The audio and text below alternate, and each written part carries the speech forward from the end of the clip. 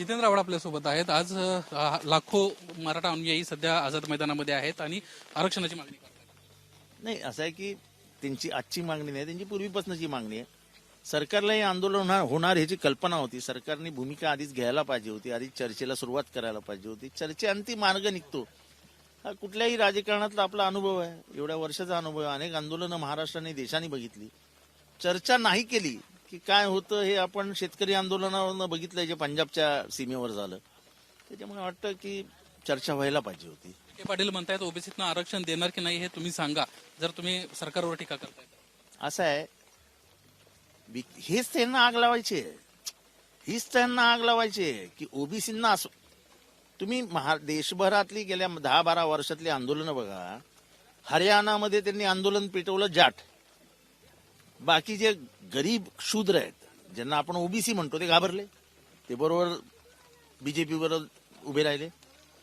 त्यांनी मोठ्या समाजाचं आंदोलन पेटवलं गुजरातमध्ये. पाटीदार पटेल तिथले छोटे समाजाला घाबरवून सोडलं की आम्ही आहोत ना, ते आपल्याकडे घेतले. इथे सुद्धा मुद्दामून मराठा समाजाला आधी पेटून दिलं आणि आता नामनिरळ राहिलं. आणि मग हे विखे साहेबांसारखे लोक बोलतात की तुम्ही काय ते सांगा. अहो, तुम्ही सत्तेत आहात ना, तुम्ही त्यांना गाडा घाला, प्लेनमध्ये घ्या, स्वतः बरोबर घ्या. तुम्ही 10 वेळा दिल्लीत जाता, त्यांनाही एकदा दिल्लीची वारी करून आला, बसवा मोदी साहेबांसमोर. शेवटी लोकसभेला अधिकार आहे ना की 50% वरचं आरक्षण द्यायचं असेल तर ते त्यांना हे इकॉनॉमिकल वीकर सेक्शन ईडब्ल्यूएसचं तुम्ही 10% आरक्षण दिलं, तेव्हा तुम्ही 50% काय बघितला का? नाही बघितला ना. द्या ना मराठा समाजाला आरक्षण.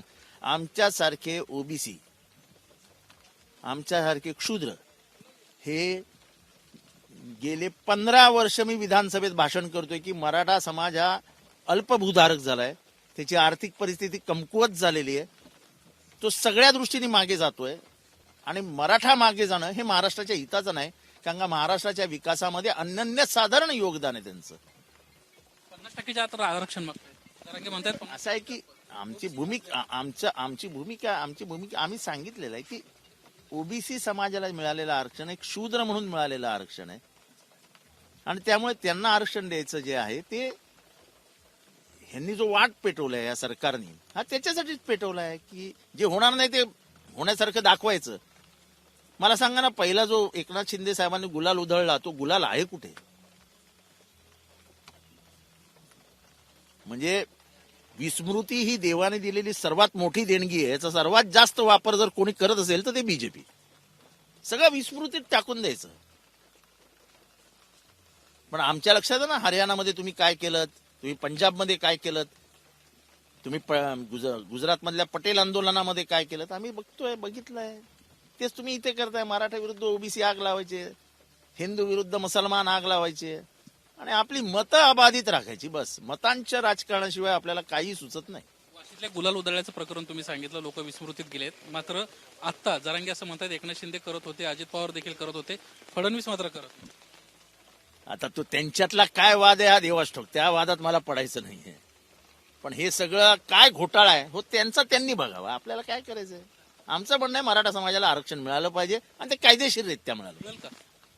आता केंद्र सरकार, राज्य सरकार, दोघंही सरकार त्यांच्याकडे प्रचंड मेजॉरिटीमध्ये आहेत. एवढी मेजॉरिटी असताना पाहिजे तो निर्णय ते घेतात. निवडणूक आयुक्त कसा नेमावा हा सुप्रीम कोर्टाने दिलेला निर्णय बदलून लोकसभेतनं घेऊन स्वतःचा निवडणूक आयुक्त आणून बसवला. त्यांना काय, ते काही करू शकतात. त्यांना एक गंभीर आरोप केला, अजित पवार स्वतःचे आमदार पाठवतायत आणि सरकार उलटवून टाकण्यासाठी हे सगळं करतायत. अजित पवारांचा मला एक काय माहित नाही बाबा. मला जेवढे प्रश्न विचारले तेवढेच विचारा, बाकी हे काय माझं मी काय इंटेलिजन्स एजन्सी चालवत नाही. माझे खुफिया बातमीदार माझ्याकडे नाही आहेत, ते तुम्हालाच माहिती. धन्यवाद सर आमच्याशी बातचीत केल्याबद्दल. एबीपी माझा, उघडा डोळे बघा नीट.